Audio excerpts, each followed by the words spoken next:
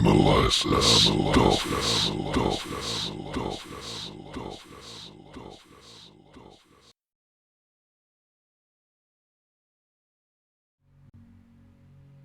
Hello, Yoshi. Hello. Are you fabulous? Are you? Hello, everyone. Hello. Yes, here we are again. Gilli Pong's analysis. I just wanted to go a little bit into two little short videos that I saw. It kind of shows you exactly what I'm talking about when it comes to this scientism that we're dealing with. Science has gone too far. They have lost their bearings. They don't know what's up or down or left or right or north, south, west or east.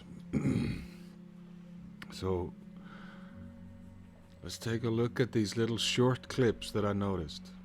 Like, what the heck is this?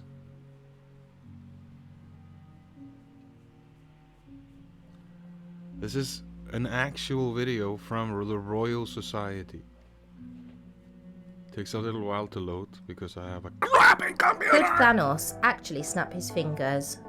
After watching the movie, scientists at the Georgia Institute of Technology disagreed. So, they set up some finger snap experiments. They found that human fingertips have just the right amount of friction and compressibility to create the perfect snap. Too much friction and it doesn't work. I actually made this experiment. So, Thanos couldn't snap his fingers in this scene after all. Like, what? And this one. There's another one. From Brian Cox.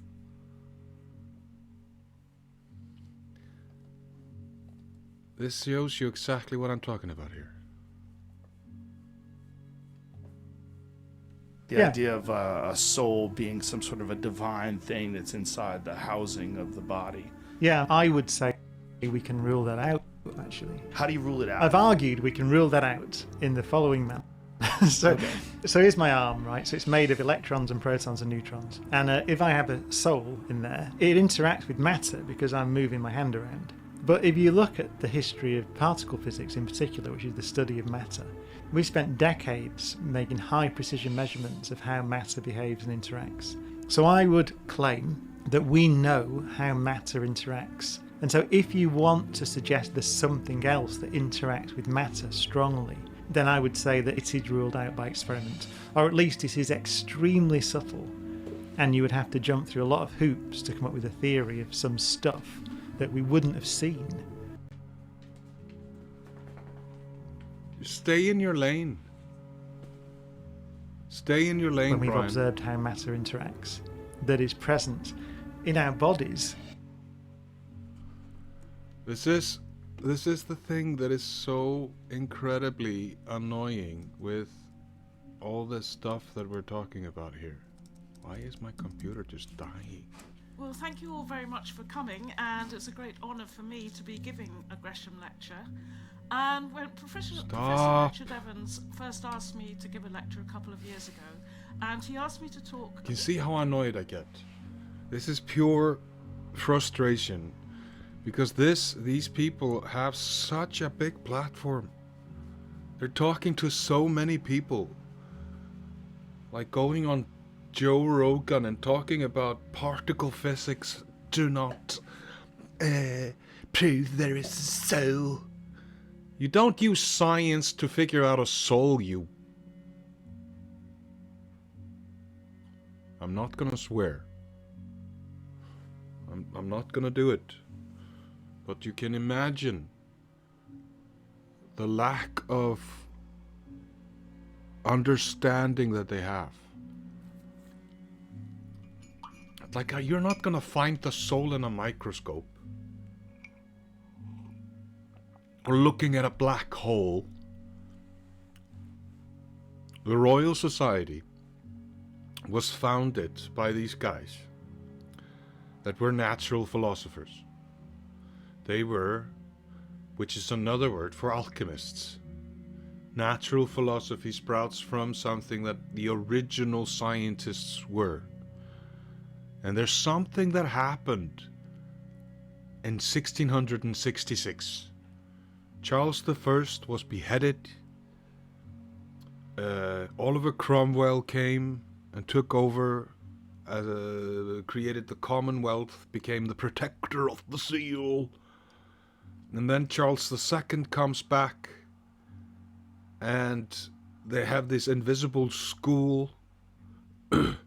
And one of the guys that is connected to Robert Hooke, who I made a presentation. Take a look at it. Find it on my channel, where I talk about Newton as the anti-Trinitarian alchemist. So in the tria prima in alchemy is sulfur, mercury, and salt. And that is trying to create the creation that was creating Adam, creating the first human being, the first human, or whatever we call that, the soul infused into matter, God into matter. And these guys, they were studying that. And one of Hooke's guys who was controlling everything in this invisible school that later became the Royal Society was Robert Boyle, who created the skeptical chemist, the origins of chemistry, the origins of what we call science today, which these entities that we have been watching over the past few months firmly believe in.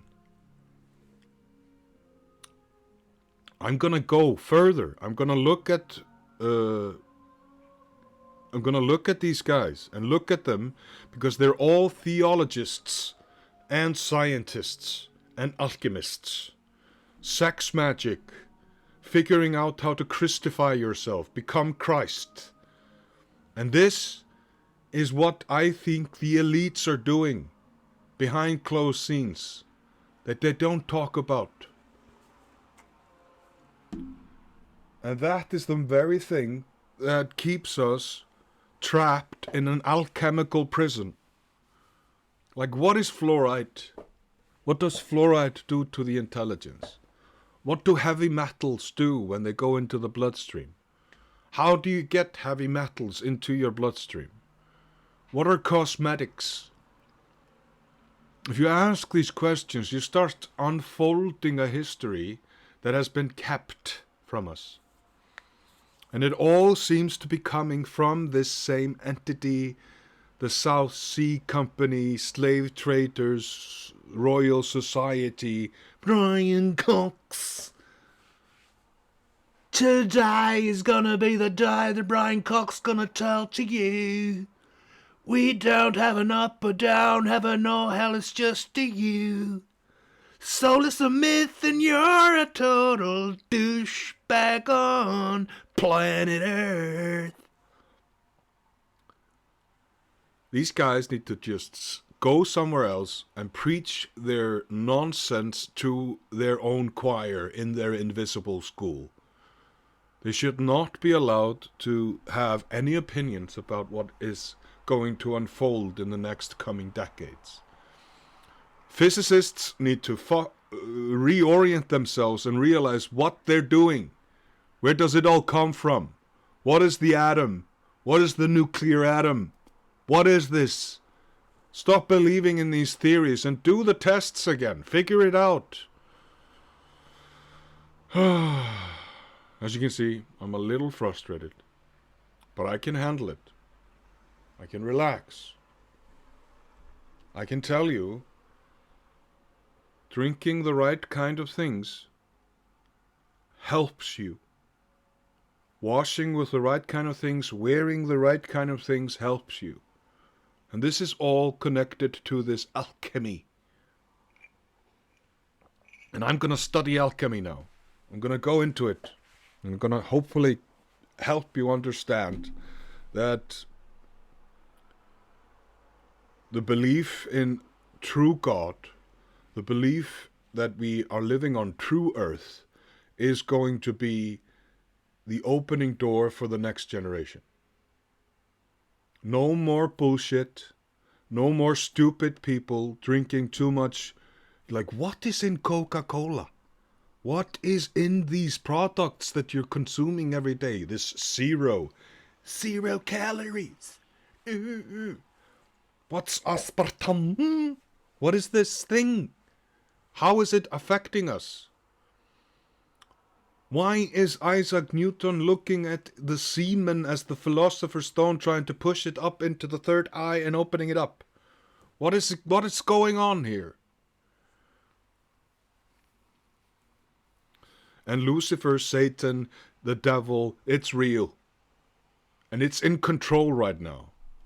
All these Hollywood stars, they're all celebrating some... This is weird. And they're mocking you. They're using this mocking tongue. Mocking everything that everyone talks about because that's stupid. Look at this Oliver guy who was talking to Hawking, pretending to be stupid, to be smart, looking down on people that are stupid. Who is this Stephen Colbert pretending to be a conservative, satirically making fun of that in the last decades? And then becoming one of the highest in the order of the mocking tongue. We have to answer these questions. We have to figure this stuff out, because if we don't raise our intelligence and if we don't talk about this will just consume you. And this will kill you if you're not careful. So, that was the rant of the day. I wish you all the best and the most beautiful present moment. It's time to shine. So let's glow.